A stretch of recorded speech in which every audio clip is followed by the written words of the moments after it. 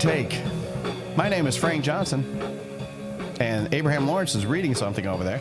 And I'm Abraham Lawrence reading something. You like what I did there? And I'm Tim. I'm Tim Goetz. Oh, my goodness. What was the laugh track there? Anyway, I'm lost. It's hump day. Hi, Crystal. Hey, Chris. What were you Crystal. doing, Abe? I lost my place. I was like in another world. Yeah, I noticed. Yeah. Anyway, our goal here is to... Thank you for that. Our goal here is to describe for you the movie that is going on in our head when we read the Bible. It is Wednesday. It is December the 6th. Episode 233. Is this... Yes, it is. Is tomorrow... No, it's today. D-Day? Today. I mean, tomorrow is Pearl Harbor Day. Is it Today's December Pearl 6th? Harbor, December 6th. Okay, so I know it was 6th or the 7th. Yep. And it probably was... When it the 7th by the time... What was the 7th by the time the... I don't even know. We'll have Who to knows? look it up. Because you see, when the sun comes up in Hawaii, which is where Pearl Harbor is, it's setting here. So was it the morning of the 6th in Hawaii? I'm not 100% All right, so we'll have to They're- get a crack staff on that. Hawaii's is like they're 5 hours or 6 hours Yeah, behind. it's a ways. us. But what I'm saying is Depends the on sun is whether it's setting for daylight. us, or at least like noon when it's just coming up in Hawaii. So Yeah. I'm thinking Yeah, about so it the would day. be- So their day is just starting. Our day is coming closer to an end. Yeah. So it's that's probably right. yeah. And so by the time the news got to Washington, it was probably the evening of the 6th. Because back then, even telegraph or whatever, it took a little It might while have been to get the message late back. that evening. Yeah, Probably. who knows? But at any rate, I wasn't there. As old as I am, you might think so. But that was 1941, so it's a long time. You know, my mom- I've been to Pearl Harbor. Have you? I have not. I have not It's- been out of the continental United States except for Canada. It was really sombering No, I bet. to actually see it and be there. I saw the movie. Like when you're there, actually at Pearl Harbor, and you're Mm-hmm. looking at those ships that are still there, and just knowing that all those people are still encased in that, it's just very sombering. I bet. I bet. So It's actually December 7th. I just looked it up. Lord, I almost knew that. That's why I said. So I was just tomorrow. giving us the preview. Yes. The 6th. We'll So it actually is the yeah, 7th. Yeah, it's the 7th. So tomorrow, What is that beeping? I don't know. You can't hear I that. can hear it, but I don't know what it is. That is crazy. That's driving me crazy. It's not my Well, phone or anything. I Our have no listeners idea. aren't going to be able to hear it. Well, depends on how much they turn up their. They're going to turn up the radio now. There's something beeping in our headphones. Anyway, all right. I can't let that just. Okay. So what else are we doing, Abe? I think we're in Genesis chapter 48. We're about to get to this blessing. Yes. Where Jacob blesses the kids, and yep, I started my clock. I'm all good. We're in verse 10, 11. Yes. Go to 10. You want to reread 10? Yes. All right. The eyes of Israel were so dim from age that he could not see. And then Joseph brought them close to him, and he kissed them, and he embraced them. And Israel said to Joseph, I never expected to even see your face. And behold, God has let me see your children as well. Amen. What a statement. Oh, man, that's Yeah. big right there. Yeah. Man, I don't know about the movie in your head, but man, that's a Cecil B. DeMille moment right Without there. a doubt. Yeah, if they ever make a movie of that, that's they have the strings are swelling and everything. I It's never like even- God, because it's like God not only answered my prayer that I got to Exactly. see my son, but I got to see he went above Yeah. and beyond we can ever imagine or think, and I got to see my grandkids.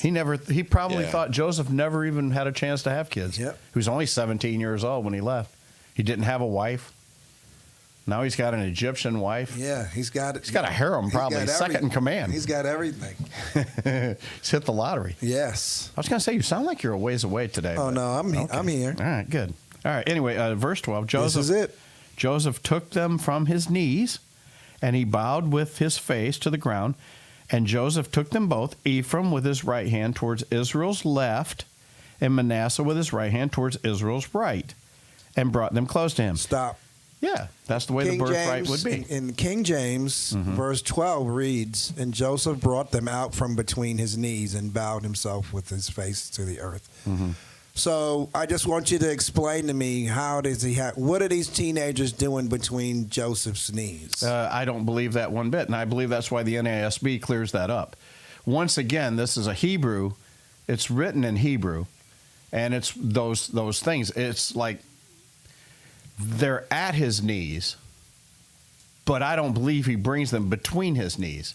And the NASB doesn't say that. So it's not like he's playing little And ride, there's the ride the little exactly, horsey. exactly, and just little expressions like that is what makes people teach in Sunday school that these are little kids. Yeah. And they're not. They're 18 years old. They're not coming between Joseph's knees. I should hope not. Not at that age. That's what I'm saying. There's a problem if there is. Yes. Okay. So there you go. All right. So I'm glad that we built that up on Monday so that by the time we got to, is it today, Thursday? It's Have I- Wednesday. It's Wednesday. Okay, good. Where are you at today? Is it? It's December 6th. It's the day before Pearl Harbor Day. I know that. Yeah.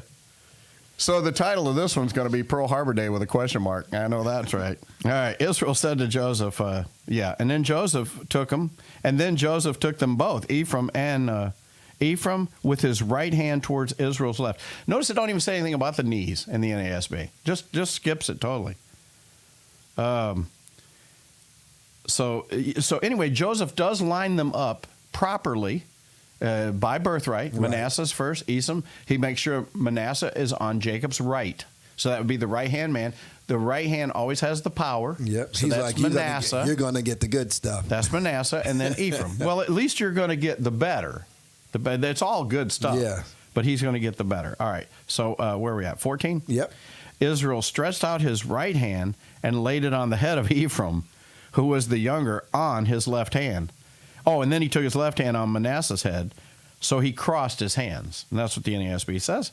Although Manasseh was the firstborn, he blessed Joseph and said, "The God before whom my fathers Abraham and Isaac walked, the God who has been my shepherd all my life to this day, the angel who has redeemed me from all evil, bless the lads, and may not my name live on in them, and the names of my fathers Abraham and Isaac, and may they grow into a multitude in the midst of the earth."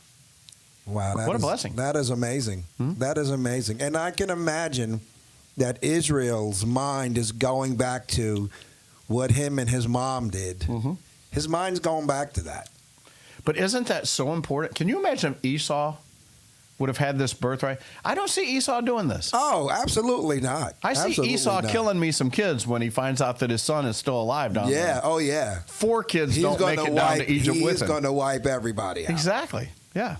But Jacob, well, he's just Jacob. Yes. Verse 17 says, when Joseph saw that his father laid his right hand on Ephraim's head, it displeased him. I mean, it would you too, right, Abe? Oh, absolutely. But I mean, here- Abraham Jr., and then you have, the next one that was born. You know that Abraham Jr. is the special one. He's your first, and there you go. He needs the blessing. I wouldn't even have to say it. He'd be like, whoa, what's going on here? Decrepit old man don't know what he's doing. Cross them hands. Somebody get that guy some glasses. Yeah, it displeased him, and he grasped his father's hand to remove it from Ephraim's head to Manasseh's head. Now, I like how all of this is, the Bible goes ahead and just tells you the whole blessing. Because, see, if we had all this in the beginning, but I see it now, I see it in my head. Jacob's trying to bless these kids, and Joseph's trying to move his hands, and what in the world's going on? This is like a crazy, Yeah, exactly. He's looks like my house on Thanksgiving. This is what I've been missing for 17 years. Get out of the way. Oh, my goodness. Y'all just going to have to come back tomorrow and hear the rest of the story. But this is really a pretty cool thing about why, and maybe we can get a chance to discuss this, why Ephraim. Yeah, and Israel sets him straight. Yeah, He sets does. them straight. Yeah, so we'll find that out tomorrow. You might be second in charge, but pull it back, Joseph. Come back for the rest of the story. Watch it. I'll probably get in some copyright law for that. Oh, man. This is Paul Harvey.